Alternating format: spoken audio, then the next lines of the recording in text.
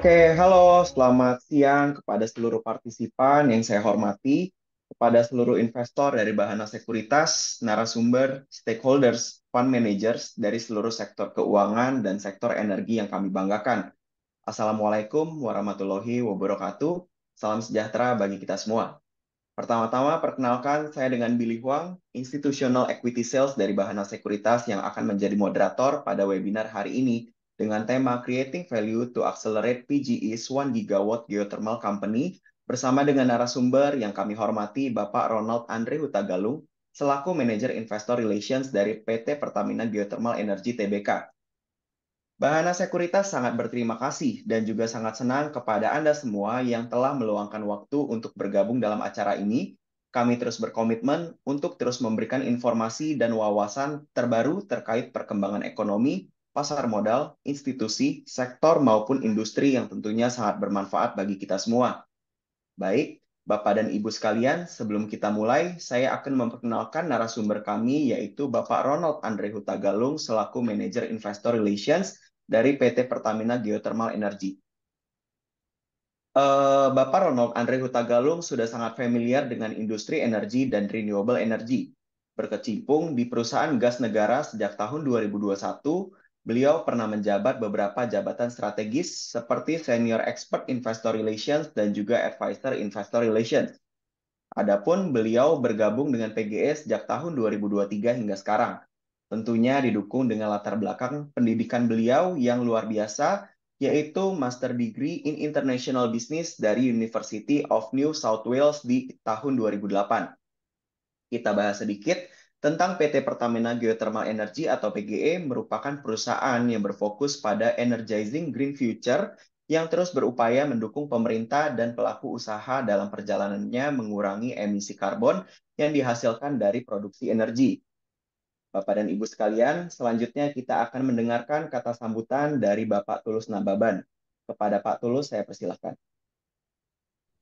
Ya, terima kasih Pak Billy Huang. Terima kasih semuanya, para investor, khususnya Pak Ronald Andre Hutagalung. Terima kasih Pak sudah hadir bersama kami pada pagi hari ini Pak Ronald. Terima kasih Pak Tulus. Kami sangat bersyukur Pak. Berterima kasih oleh karena kehadiran Bapak. Nah ini kalau kita lihat sekarang ini PGO ini adalah salah satu saham yang apa namanya ya, yang menjadi target investor Pak.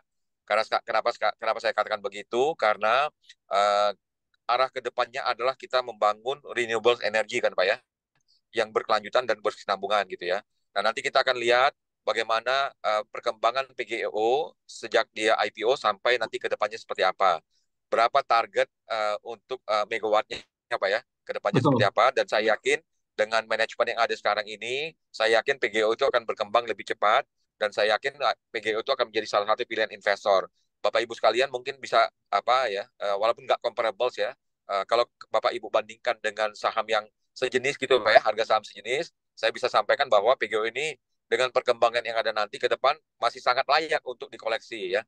Saya pikir kita mesti apa istilahnya overweight ya terhadap saham ini ya. Karena melihat apa price yang ada sekarang ini nanti ditambah dengan penjelasan Pak Ronald Hutagalung, nanti kita akan bisa lihat bahwa saham ini saat ini masih cukup murah ya dan cukup layak untuk diinvestasikan karena bukan hanya untuk di lokal tapi ke depan ya, saya rasa untuk investor asing juga saham ini masih sangat layak untuk dikolek ya. Melihat apa perkembangan yang ada di dunia sekarang ini lebih kepada renewable energy. Untuk tidak memperpanjang waktu, saya pikir saya serahkan waktu dan tempat untuk Pak Ronald Andre Hutagalung untuk mempresentasikan mengenai PGO. Saya kira itu Pak Billy. Ya, oke. Terima kasih atas kata sambutannya, Pak Tulus. Adapun webinar ini akan berlangsung kurang lebih sampai pukul 10 lewat 25 menit dan sesi akan diakhiri dengan tanya jawab. Maka dari itu, kami mengajak Bapak dan Ibu sekalian, jika memiliki pertanyaan, silakan diajukan lewat Q&A box yang sudah tersedia di fitur Zoom Bapak dan juga Ibu. Baik, melanjutkan acara, marilah kita sambut narasumber kita, Bapak Ronald Andre Hutagalung untuk memulai webinar. Kepada Pak Ronald, the stage is yours. Terima kasih Pak Billy Huang. Pertama-tama kami mau menyampaikan terima kasih dan apresiasi yang setinggi-tingginya kepada Bahana Sekuritas dan kepada Pak Tulus yang sudah mengorganize acara webinar di pagi hari ini. Jadi izinkan kami untuk menyampaikan sedikit bisnis update terkait kinerja operasional dan keuangan serta expansion plan PGE di kuartal 1 tahun ini. Perlu kami sampaikan juga bahwa kami rencananya akan mengeluarkan unaudited laporan keuangan 30 Juni 2024 pada hari Jumat ini tanggal 26 Juli 2024. Jadi without further ado, kita straight ke materi kita. Bisa dilihat di sini judulnya, bisa ditangkap bahwa kami mempunyai ambisi untuk becoming 1 gigawatt geothermal company pada tahun 2027 dengan menambah sekitar 460 megawatt, yang mana nanti kami akan jelaskan di slide-slide selanjutnya. Jadi sebelum kita membahas hal tersebut, izinkan kami untuk memperkenalkan sedikit profil dari BOD PGE saat ini. Next slide, please.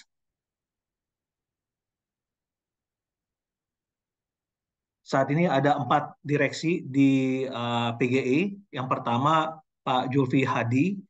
Beliau adalah current CEO-nya PGE, memiliki pengalaman di geothermal space lebih dari 30 tahun, bergabung di tahun 2023. Saat ini juga beliau itu adalah presiden atau ketua dari Indonesia Geothermal Association. Sebelum bergabung dengan PGE, beliau menduduki posisi strategis di manajemen Sarula, Medco Energy, dan Supreme Energy. Selanjutnya, Pak Ahmad Yani, Direktur Operasi PGE. Basically, he knows the inside out of the operations of PGE. Born and raised basically in PGE. Jadi, semua aspek operasional luar dalam beliau sangat expert. Ketiga, Direktur Eksplorasi dan Pengembangan, Pak Edwil Suzandi. Beliau bergabung dengan kami di bulan Juni tahun ini berdasarkan RUPS. Sebelumnya beliau adalah VP Upstream Business dari Pertamina Hulu Rokan. Jadi beliau ini bertanggung jawab atas semua kegiatan eksplorasi di dalam negeri dan luar negeri PGE beserta dengan business development dari PGE ke depan. Last but not least, our Director of Finance, Pak Yuriski Rio. Beliau is a well-versed investment banker before joining PGE in February of this year. Beliau bertanggung jawab atas cost optimization beserta dengan fundraising yang mungkin akan dilakukan PGE dalam beberapa tahun ke depan untuk mensupport program 1 gigawatt. Next. Jadi sebelum kami bahas expansion plan PGE, ini untuk memberikan sedikit backdrop atas atau background ya atas potensi geothermal industri di Indonesia. Bisa dilihat di peta Indonesia antara supply and demand. Demand listrik di Indonesia seperti diketahui itu heavily berada di Pulau Jawa dan di Pulau Sumatera. Namun antara resource juga tidak jauh letaknya dengan demand listrik di Indonesia. Jadi bisa dibilang kami di geothermal power plant ini coexist dengan pembangkit batu bara. Jadi dengan program pemerintah yang net zero by 2060, posisinya sangat tepat bagi geothermal untuk replace atau phasing out pembangkit batu bara yang ditargetkan oleh pemerintah. Dan saya rasa untuk target energy mix ini bisa kita achieve bersama by 2050. Bisa dilihat kontribusinya dari 23% menjadi 31%. Untuk install capacity saat ini itu secara national level itu sudah mencapai lebih dari 2.4 gigawatt secara nasional. Dan sebenarnya geothermal power plant ini sangat preferred energy karena bisa digunakan sebagai base load. dibandingkan dengan pembangkit listrik yang berasal dari renewable energy lainnya seperti solar panel, kemudian hydro, kemudian wind itu mostly digunakan berbasis intermittent. Jadi tergantung dari cuaca. Namun bagi PGE yang geothermal itu begitu pagi dinyalakan itu bisa mencapai kapasitas 100% di siang harinya dalam waktu sekitar 6 jam sudah mencapai bisa availability factor 100%. Next, berikut adalah roadmap dari install capacity yang berasal dari geothermal. Bisa dilihat pada tahun 2035 itu ekspektasinya mencapai 9,3 gigawatt. Yang saat ini tadi telah kami sampaikan sekitar 2,4 gigawatt install capacity. Namun perlu kami emphasize di tahun 2026 ditargetkan install capacity dari geothermal itu sekitar 3,8 gigawatt, yang mana kontribusi dari PGE itu kita expect sekitar 30% atau mencapai nanti 1 gigawatt. Jadi sekitar juga memberikan update bahwa regulatory framework saat ini berdasarkan Perpres nomor 112 tahun 2022 itu pemerintah mengcap harga jual kita ke PLN sebagai anchor buyer-nya PGE. Namun perlu kami catat juga di sini atau emphasize bahwa harga Perpres tersebut tidak terlalu berbeda dengan harga jual kita saat ini ke PLN, berada di sekitar 8 sampai 9 sen per kilowatt hour. Namun mungkin sebagian investor melihat ini sebagai challenge buat PGE. Namun kita juga sudah mengidentifikasi beberapa new revenue stream untuk mengovercome challenges tersebut. Contohnya kita ada beberapa yang di pipeline kita untuk pengembangan proyek cogeneration technology. Selain itu juga kita ada green hydrogen dan green methanol. Beserta juga di later slide akan kita tunjukkan juga manufacturing heat exchanger. Heat exchanger ini merupakan critical komponen di dalam pengembangan cogeneration, pembangkit cogeneration. Setelah itu bisa dilihat jika kita sudah bisa memanufacture heat exchanger beserta equipment lain yang masuk dalam up and down the supply chain of geothermal power plant, tentu kita bisa meningkatkan local content sehingga bisa memberikan multiplier effect bagi perekonomian Indonesia, salah satunya penyerapan tenaga kerja lokal, peningkatan penyerapan tenaga lokal. Next. Berikut memberikan update tentang concession areas-nya PGE. Jadi kita memanage konsesi area kita itu berdasarkan dua skema. Satu, own operation dengan install capacity 673 megawatt saat ini. Dan satu lagi melalui JOC lebih dari 1,2 gigawatt install capacity. Jadi yang membedakan antara kedua skema ini, kalau on operation ini artinya kita melakukan heat mining dan juga kita yang membangun atau construct the power plant dan kita mengoperate jika itu sudah beroperasi. Kalau yang JOC kita bekerja sama dengan JOC partners kita seperti Sarula dan Medco Energy. Jadi kita dan juga Star Energy kita mengkolek 4% dari net operating income dari JOC partners kita on an annual basis. Dan juga kita balik lagi untuk yang own operations itu dua revenue stream kita itu berasal dari penjualan steam ke PLN atau Indonesia Power dan kita penjualan listrik ke PLN. Next. Ini to give you a picture of where we stand right now. It's been a very exciting time for PGE. As you know, 2023 was a solid year for PGE, a milestone for PGE karena kita record earnings dan revenue all time high, bisa dilihat di slide ini, dan juga we came to the market in February of the last year. Kita berhasil fundraising lebih dari $600 juta, dan juga 2 bulan setelah itu, bulan April, kita menerbitkan green bond senilai $400 juta. Kemudian kita juga sekarang sudah masuk ke dalam indeks LQ45, sehingga ETF funds juga bisa actively trade our shares dan sudah masuk dalam universe mereka. Dari sisi ESG, kita juga skornya cukup baik dengan nilai 8,4, which is stand at rank ini ya, 3 dari 701 perusahaan yang bergerak di utility.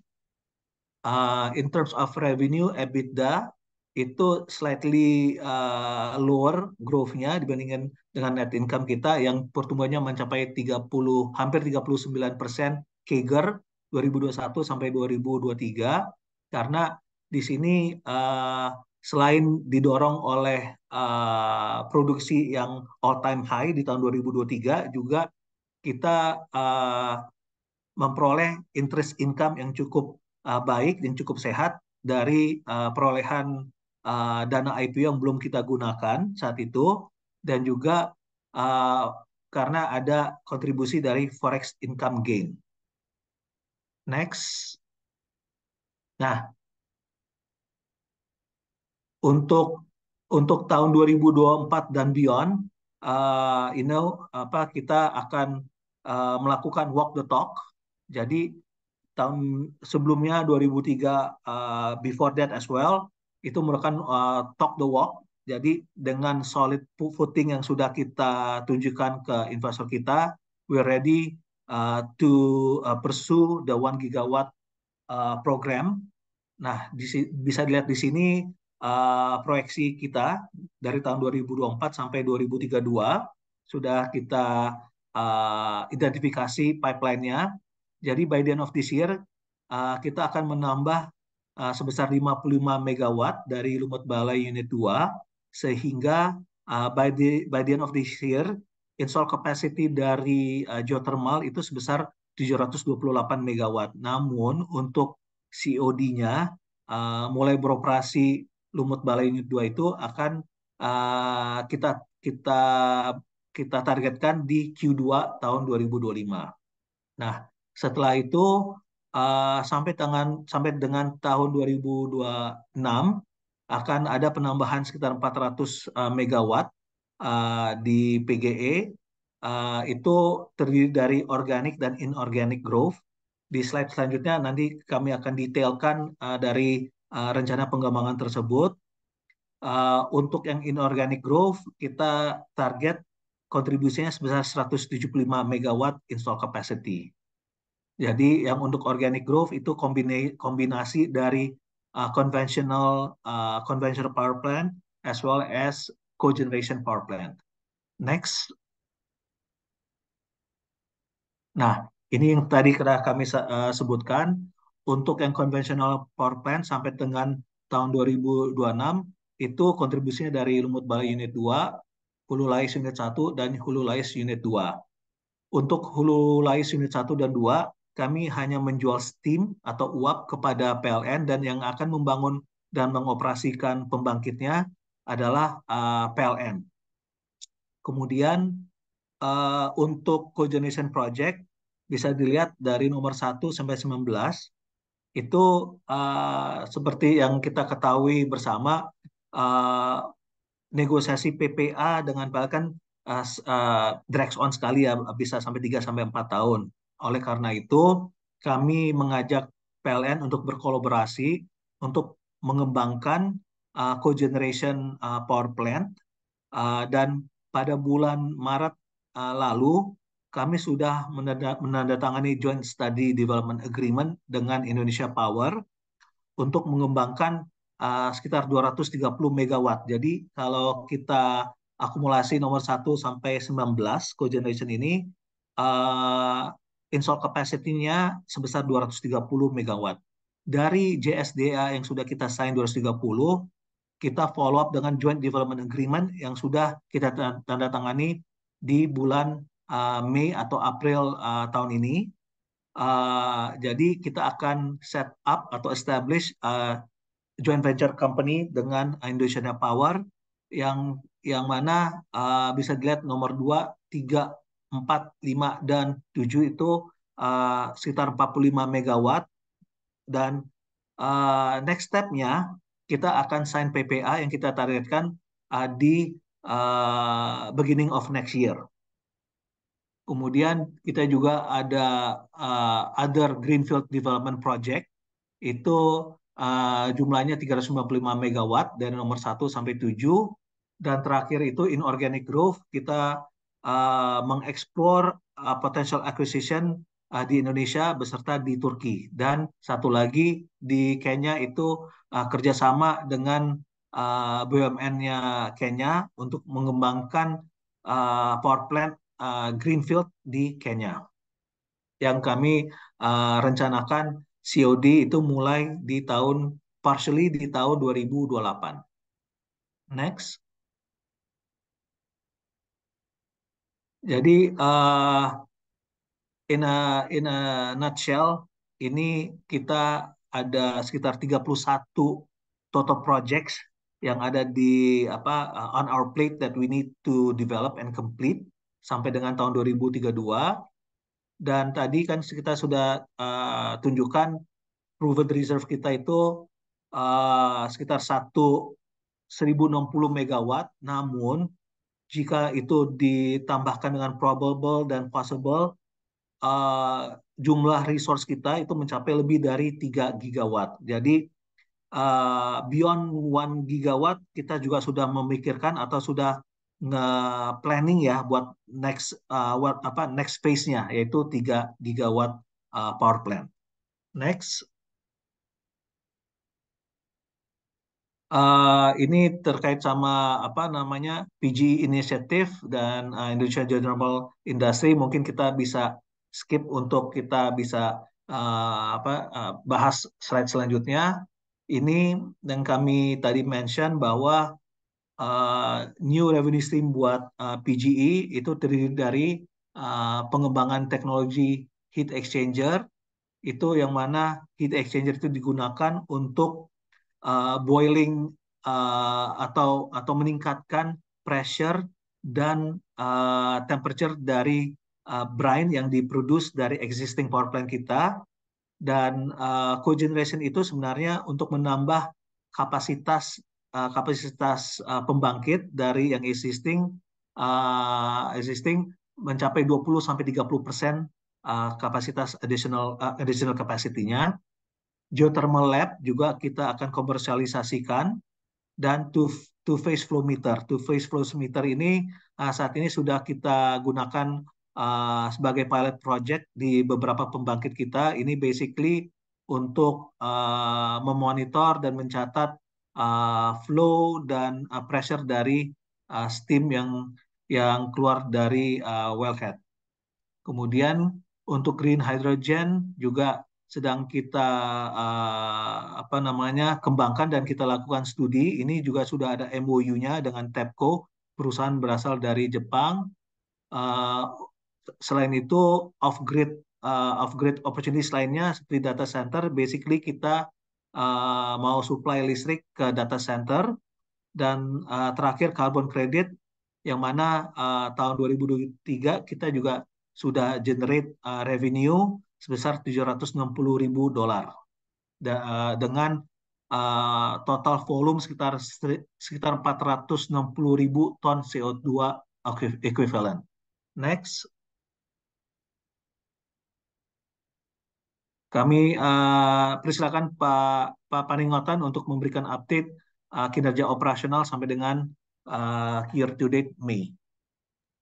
Ya, terima kasih Pak Ronald. Mungkin untuk saya akan segera melanjutkan untuk Bapak Ibu sekalian untuk yang key operational highlights sampai dengan bulan 5 di 2024. Mungkin kalau kita lihat dari slide yang paling besar nih kita ada Kamojang, produksi itu sudah mencapai 712,81 gigawatt hour hingga bulan 5 2024. Nah, memang di sini ada sedikit terjadi penurunan atau sekitar 1,84% year on year. Ini disebabkan oleh yang pertama adalah turnaround di Kamojang Power Plant Unit 4.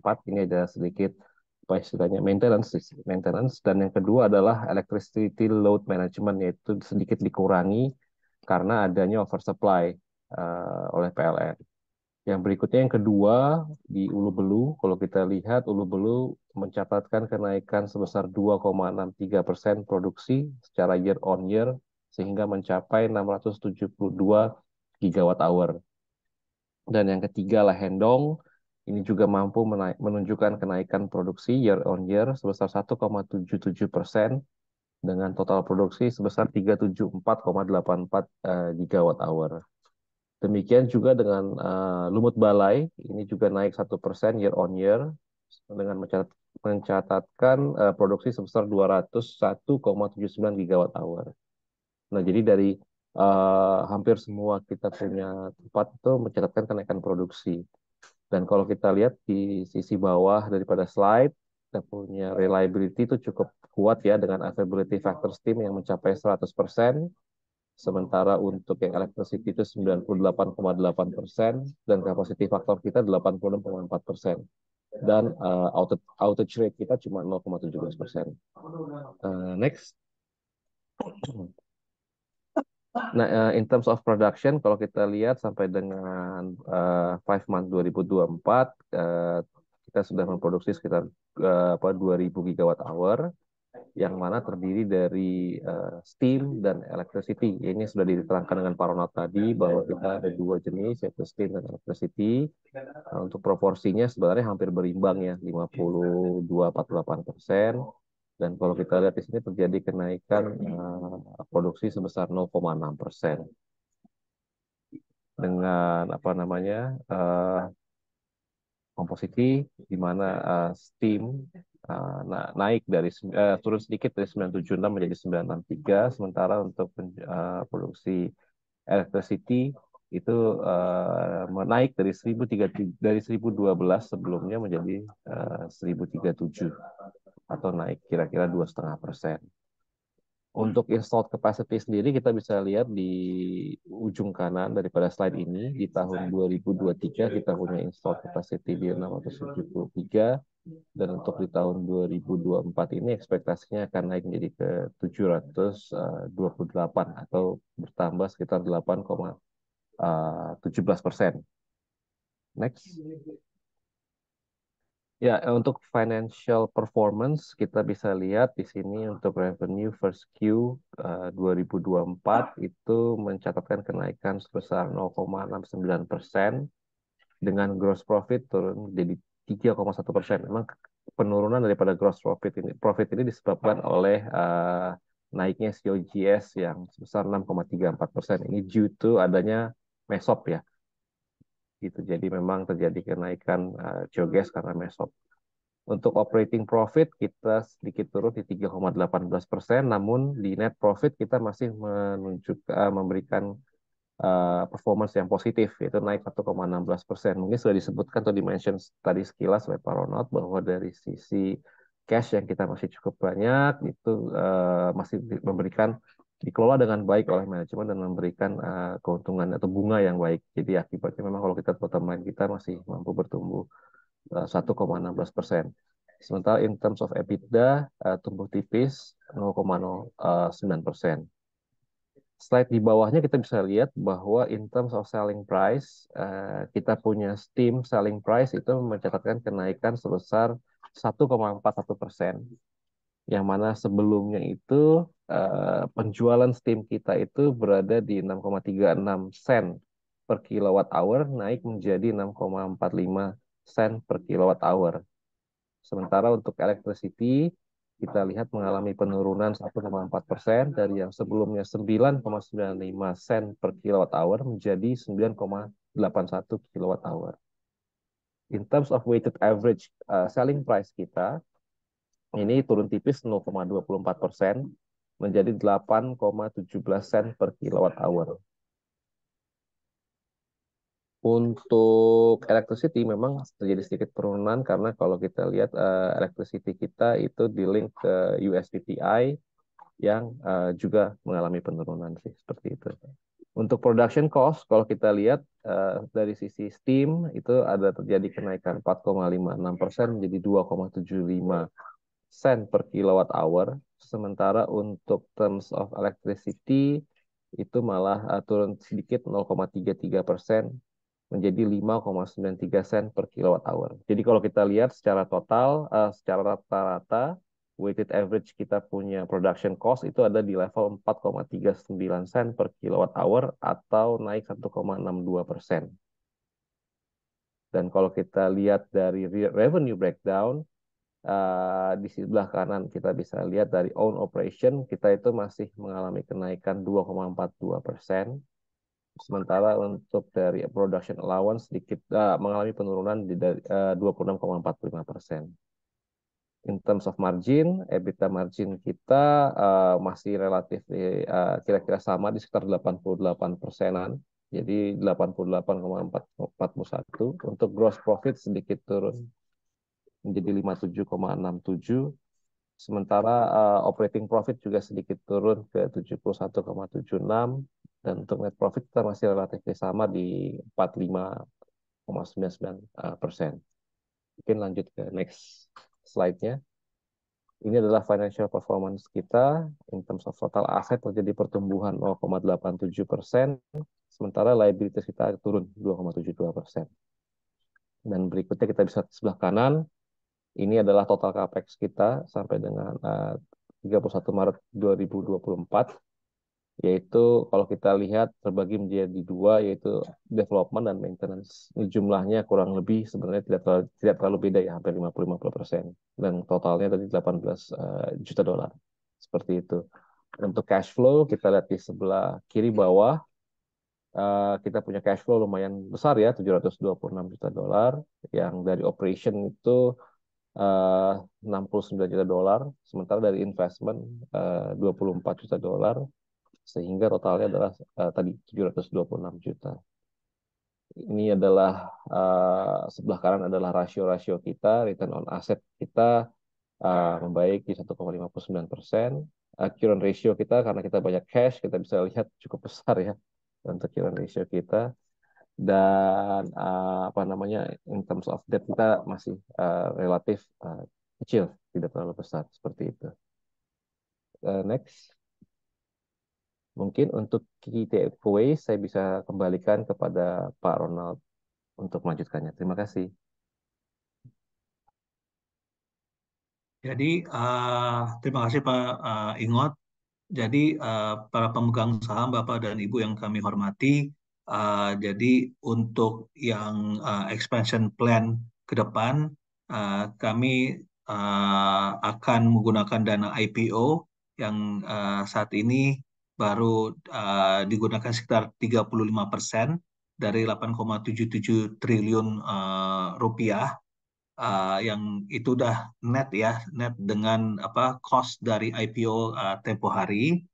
Kemudian untuk recap kembali untuk mengovercome challenge terkait sama Perpres, kita juga cukup inovatif ya. Dalam arti kita akan memanufacture our own heat exchanger, bukan turbin tapi heat exchanger yang merupakan heat component, yang merupakan critical component dari cogeneration power plant, sehingga kita bisa memaintain level IRR yang kita inginkan, sehingga kita bisa saving cost, dan juga kita ingin pengembangan terkait sama byproduct dari geothermal. Jadi direct use yang mana tadi kita sampaikan kita akan mendevelop green hydrogen yang mana dalam waktu 4 tahun itu kita harapkan sudah bisa dikomersialisasikan dengan di luar grup Pertamina. Saya rasa sekian pemaparan dari kami. Dan kami persilahkan jika ada pertanyaan dari Bapak dan Ibu sekalian. Iya, oke, baik. Terima kasih sekali atas pemaparannya Pak Ronald dan juga Pak Parningo Tanjulio. Presentasi yang tentunya sangat menarik dan juga kami sangat senang ya Pak dengan kehadiran PGE nih. Juga memberikan refreshment serta insight bagi para fund managers dan juga investor yang turut hadir di sini. Nah, mungkin saya juga mengingatkan kembali ya kepada para attendees di sini, jika memiliki pertanyaan atau mau berdiskusi langsung dengan Pak Julio, Pak Ronald bisa disampaikan di Q&A box, atau yang mau on mic juga bisa raise hand terlebih dahulu. Nah, ini pertanyaan yang masuk sudah ada beberapa nih, Pak Ronald. Mungkin saya ada satu pertanyaan juga ya, Pak. Jadi kan tadi juga sudah disampaikan terkait kinerja keuangan untuk 5 months, kemudian yang di first Q.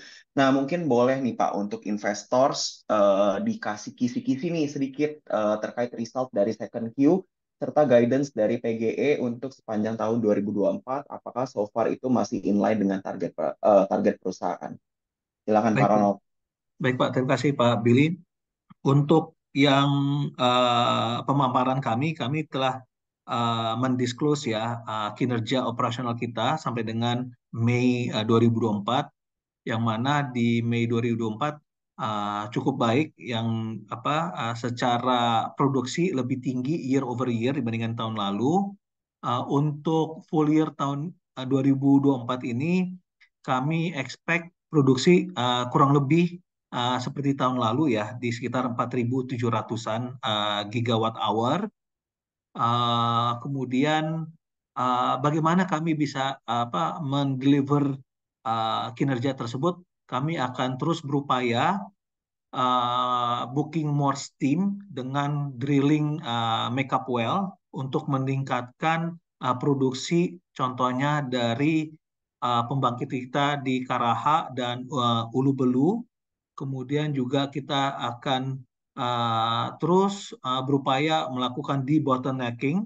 Debottlenecking ini intinya untuk dilakukan well intervention untuk clear misalnya pipeline-pipeline yang tersumbat supaya bisa dioptimalkan produksi dari masing-masing wellhead tersebut.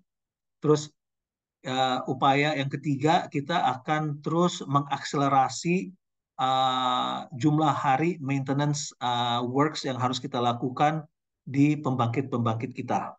Jadi itulah tiga critical efforts terkait bagaimana kita bisa mengimprove production volume-nya PGE. Nah, untuk yang lumut balai seperti telah kami sampaikan, itu baru mulai generate revenue itu di Q2 tahun 2025. Walaupun kita expect tahun ini lumut balai itu sudah selesai pekerjaannya sampai dengan Juni tahun ini, progresnya physical progresnya sekitar 70%. Itu Pak. Nah, untuk yang first half tahun ini kami belum bisa menyampaikan ininya guidance ya, karena kita belum melaporkan laporan keuangan kita ke regulator dan ke publik. Namun untuk full year kita harapkan EBITDA juga seperti tahun kemarin dan revenue at least seperti tahun kemarin. Itu target kami, Pak. Oke, jadi tadi 3 poin ya Pak yang perlu di-highlight itu dari PGE untuk terus booking more revenue stream, kemudian penambahan produksi di Karaha, Ulu Belu, kemudian yang ketiga itu untuk meningkatkan volume production. Dan untuk target di 2024 itu full year EBITDA dan revenue itu masih sama dengan di tahun 2023 ya Pak ya? Ya, itu targetnya kami, Pak ya. Mm-mm. Semoga business environment bisa mensupport itunya, Pak. Target kami, Pak. Oke, oke. Kita masuk ke pertanyaan dari peserta ya, Pak ya. Yang Yes. pertama, dengan strategi ekspansi PGE nih Pak menuju 1 gigawatt di tahun 2032, apa saja sih Pak resiko utama yang dihadapi PGE dalam mencapai strategi tersebut? Silakan Pak. Oke, terima kasih Pak Billy. Jadi risiko yang bisa kita sampaikan terkait proses atau progres pengembangan ekspansi 1 giga itu one key apa namanya one key factor ya yang berkontribusi itu bagaimana kita bisa negosiasi PPA dengan PLN sesegera mungkin Pak. Itu bisa Hmm, kita sign PPA-nya itu Pak. hmm, Kalau sudah kita sign PPA yang dari cogeneration yang sudah masuk tahap joint development agreement dengan Indonesia Power, kita bisa mereplikasi PPA tersebut ke sisa dari 230 megawatt cogeneration dengan Indonesia Power tersebut dengan cepat. Jadi kalau sudah sign PPA, kita sudah bisa masuk ke dalam tahap konstruksi. Dan konstruksi ini in terms of monetization-nya sampai COD itu kurang lebih 24 bulan. Jadi lebih cepatlah dari yang conventional power plant.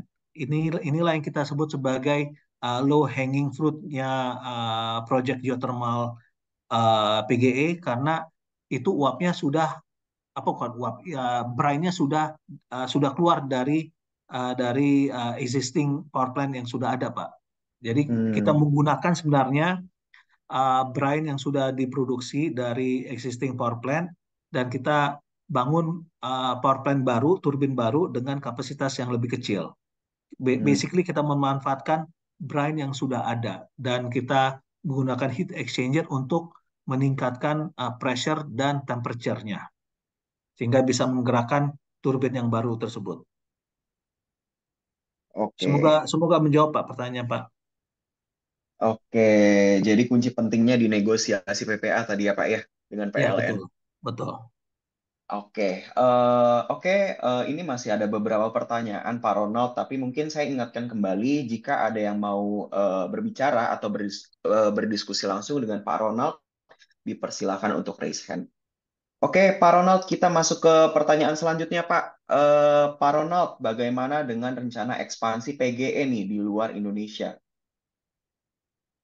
Oke. Interesting question nih Pak. Jadi Hmm, memang inorganic growth itu sudah masuk atau sudah kita identifikasi sebagai di dalam pipeline kita ya.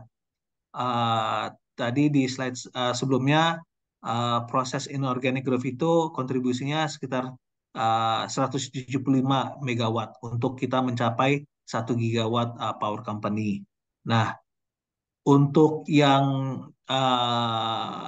ekspansi ke luar negeri, memang saat ini kita ada dua market yang sedang kita evaluasi. Pertama Kenya dan satu lagi Turki. Kalau Turki itu basically it's operating asset. Kita mau akuisisi dari a big conglomeration di sana lokal. Install capacity-nya itu sekitar 44 megawatt, namun dia ada potensi upside another 100 megawatt. Jadi saat ini sedang kita lakukan due diligence, baik itu dari currency risk-nya seperti apa. Seperti kita ketahui saat ini lira itu depreciating significantly against the US dollar. Dan juga dari sisi tarif itu sebenarnya kurang lebih sama kayak di Indonesia sekitar 8 sampai 9 sen per kilowatt hour. Namun itu yang berlaku itu saat ini itu menggunakan feed-in tarif. Nah, yang sedang kita evaluasi bagaimana kalau feed-in tarif itu sudah expire. Jadi itu expiration dari feed-in tarif agreement saat ini yang anchor bayarnya adalah PLN-nya Turki itu akan berakhir di 2026 ini. Nah, jadi after 2026 tarif itu ditentukan oleh spot market. Nah, spot market inilah nanti kita akan compete against other renewable energy lainnya seperti hydro, apa namanya, wind, dan juga bahkan dengan fossil fuel. Jadi bisa saja di spot market itu harga tarif kita itu bisa turun sampai 4 atau 5 sen per kilowatt hour. Nah, itu semua faktor yang sedang kita pertimbangkan, kita explore, dan in terms of IRR dengan semua risiko-risiko kita, kita harapkan bisa memperoleh IRR sebesar 15% on an equity basis. Itu yang terkait dengan pengembangan, rencana pengembangan ke Turki. Untuk yang Kenya, ini kita disupport oleh our strategic investor yaitu Masdar, dan juga ini sebenarnya merupakan follow up dari kunjungan kenegaraan Pak Jokowi beberapa tahun yang lalu. Jadi ini memang juga dapat government support dari Kenya. Rencananya itu ada 2 field yang ingin kita kembangkan, tapi untuk beberapa tahun ke depan, yang pertama yang ingin kita kembangkan itu sekitar 30 sampai 40 megawatt dulu. Nah, di sana juga yang untuk field Longonot namanya, itu tarifnya juga kurang lebih sama kayak di Indonesia, 8 sampai 9 sen per kilowatt hour, and the tariff is in US dollar. Nah, namun kami juga apa namanya, manajemen kami ngelobi ke pemerintah Kenya supaya diberikan insentif seperti tax holiday, ataupun juga supaya project ini bisa fly, minta sponsorin terkait dengan drilling. Jadi ada government drilling lah yang kita minta disponsorin projectnya. In terms of the drilling cost di sana itu jauh lebih murah dibandingin dengan Indonesia. Kalau di Turki dan di Kenya itu karena uh, apa namanya, continental rift, istilahnya untuk geografi topografinya, itu kedalaman cukup hanya 1 sampai 1,5 kilometer itu sudah ketemu steamnya. Sedangkan di Indonesia itu harus kedalaman sekitar 2 sampai 3 kilometer sampai kita baru ketemu steam miningnya.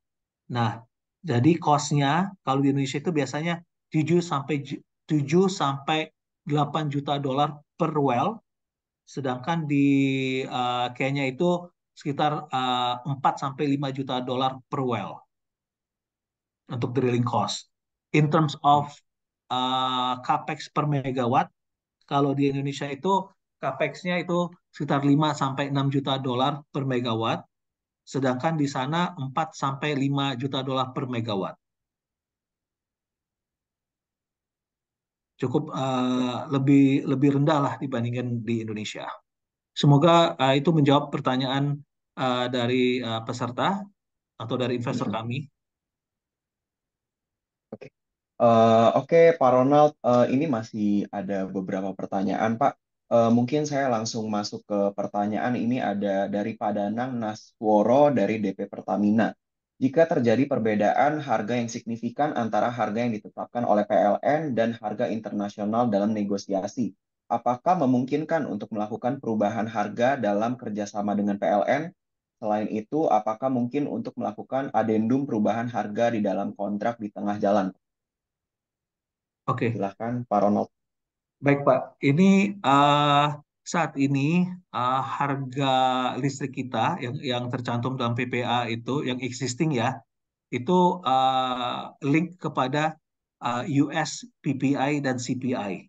Jadi jika ada perubahan inflation rate di Amerika, maka akan ada perubahan di tarif di Indonesia dengan PLN. Nah, untuk yang steam itu atau perjanjian jual beli uap kita dengan PLN, itu ada di dalam perjanjiannya price escalation sebesar 2% per tahun. Itu menggaranti return on investment-nya PGE selama kontrak PPA sekitar 25 sampai 30 tahun. Nah, jadi kalau ada perubahan harga yang tiba-tiba, saya rasa tidak bisa dilakukan kecuali kedua belah pihak memberikan persetujuan secara tertulis. Nah, inilah yang dengan PPA inilah yang menggaranti bahwa tidak ada satu pihak yang bisa apa ya merubah harga sewaktu-waktu, gitu Pak. Nah, jadi risikonya sangat sangat kecil, apa yang sangat apa risiko sangat kecil jika ada satu pihak yang mau merubah tarifnya sih Pak, dengan ada PPA tersebut atau perjanjian jual beli uap tersebut. Oke, oke, Apakah Pak. apakah semoga menjawab ya Pak Billy pertanyaan dari investor kami. Mm-mm. Pak Danang, jika masih ada komentar, boleh dipersilakan ditulis di kolom chat atau ditambahkan di Q&A box ya. Dan juga Pak Ronald, mungkin mengingat keterbatasan waktu, mungkin saya masuk ke satu pertanyaan terakhir nih Pak. Jadi pada akhir 2023, listrik di Jawa dan Bali mengalami oversupply. Apakah saja langkah strategis yang dilakukan PGE menanggapi hal tersebut? Oke, Silakan Pak Ronald. terima kasih Pak. Ini juga pertanyaan yang sangat menarik bagi kami. Mm-mm. Kalau kita lihat di apa namanya di Jawa, contohnya di Q1 dan Q2 tahun ini, memang seperti yang telah kita lihat tadi di slide terkait sama Kamojang ya, kinerja Kamojang, itu memang ada penurunan produksi. Itu karena di kedua triwulan tersebut PLN mengabsorb mengabsorb listrik lebih rendah year over year basis karena mereka sudah mengoperasikan yang Java One. Nah, yang menggunakan pembangkit listrik tenaga gas. Oke. Nah, bagi bagi PGE untuk meminimais risiko itu tetap uh, tetap berlangsung di kemudian hari, itu kita menawarkan deep discount kepada PLN. Ini untuk incentivize mereka mengabsorb more electricity from PGE. Nah, namun perlu kami emphasize, kita memberikan diskon itu karena uh, kita memiliki klausula di dalam PPA-nya itu ada minimum take or pay. Jadi anything above take or pay yang mereka ambil itu pure profit buat PGE gitu. Sehingga kita bisa menawarkan diskon kepada PLN karena begitu dia masuk grid listriknya itu kan bisa berasal dari macam-macam energi, bauran energi lainnya gitu loh. Jadi itulah strategi yang kita enforce ke PLN sehingga mereka bisa menaikkan daya serapnya dari PGE. Nah, Oh, izin Pak untuk menambahkan, jadi ya, kita silakan Pak. uh, keekonomian dari proyek kita itu berdasarkan minimum take or pay yang kita sepakati bersama dengan PLN dan again anything above take or pay level tersebut itu merupakan pure profit buat PGE sehingga kita bisa menawarkan diskon tersebut. Oke, jadi tadi di Jawa ya Pak, di first Q, second Q, kinerja Kamojang ada penurunan produksi. Jadi strateginya how to minimize tadi menawarkan diskon ya Pak ya. Namun sesuai dengan klausula Betul, itu. betul Pak. Oke, mungkin tadi pertanyaan sudah terjawab semua ya Pak Ronald. Belum ada tambahan lagi di question box ataupun dari chat. Dan juga waktu sudah mendekati pukul 11. Mungkin sudah bisa kita tutup ya Pak Ronald ya? Yes Pak, terima kasih. Ya, Ya. oke. Oke, baik. Terima kasih banyak Pak Ronald. Sebuah pemaparan yang sangat luar biasa. Sekali lagi kami ucapkan terima kasih banyak kepada Pak Ronald. dan juga kepada tim PGE, kepada sebagai narasumber kita hari ini, kepada seluruh partisipan yang telah ikut meramaikan acara webinar dari Bahana Sekuritas Corporate Access. Besar harapan kami juga bisa memberikan manfaat dan juga wawasan terbaru bagi para investors dan juga para fund managers. Izinkan saya Pak Ronald untuk menyampaikan sedikit kesimpulan atas pemaparan Pak Ronald sebelumnya. Jadi bahwa Indonesia itu masih memiliki potensi yang besar ya Pak ya untuk Betul. renewable energy, 75%-nya itu berlokasi di Sumatera dan juga Jawa untuk mengurangi penggunaan oil, coal, dan juga gas secara bertahap hingga tahun 2050. Tadi juga dengan target pemerintah ya Pak ya, net zero by 2060 ya Pak ya. Betul. Oke, dengan dukungan regulasi dan juga peraturan Presiden, pengembangan panas bumi ditargetkan mencapai 31 proyek hingga tahun 2032. PGE dengan kinerja keuangan yang kuat serta rencana ekspansi berada di posisi yang baik untuk menjadi World Geothermal Center of Excellence. Betul. Kami juga mengucapkan terima kasih kepada seluruh tim yang telah berkontribusi dalam persiapan dan pelaksanaan acara hari ini. Tanpa dukungan mereka, acara webinar ini tidak akan terlaksana dengan sukses. Mengingatkan juga nih kepada seluruh attendees di sini, jadi kedepannya Bahana Sekuritas Corporate Access ini akan dilaksanakan berkala setiap minggunya, dan kedepannya kita itu juga akan mengundang Bapak Dr. Indra Gunawan selaku anggota Badan Pelaksana Bidang Investasi Surat Berharga, Investasi Emas, dan juga APPTP CIO dari Badan Pengelola Keuangan Haji. Dengan topik yang akan kami bawakan, lanskap likuiditas keuangan syariah dan pengelolaan dana haji. Adapun webinar diselenggarakan melalui Zoom sama seperti PGE hari ini di hari Kamis 1 Agustus 2024. Untuk pendaftaran, jangan ragu untuk menghubungi tim sales representatif Anda. Setelah ini, kepada seluruh audiens akan kami kirimkan juga link feedback dan juga key takeaways. Tentunya masukan dari audiens juga bisa memberikan masukan bagi acara kami Bahana Sekuritas ke depannya. Sekian dari saya, sekian Pak Ronald, terima kasih banyak. Terima kasih banyak juga kepada tim PGE. Selamat siang dan semoga hari Anda semua menyenangkan. Saya Billy Huang, pamit undur diri. Terima kasih banyak Pak Ronald. Terima kasih Terima Pak kasih Pak Ronald. Tulus, Terima terima kasih kasih banyak Pak Terima Pak Billy, kasih Kurnia. terima Pak kasih Bapak Ibu Tulus. Terima kasih investor yang kepada kami semua hormati, terima investor kasih. yang sudah hadir pada siang hari. Terima kasih semuanya. Terima Ya, kasih. terima kasih Pak. Selamat siang.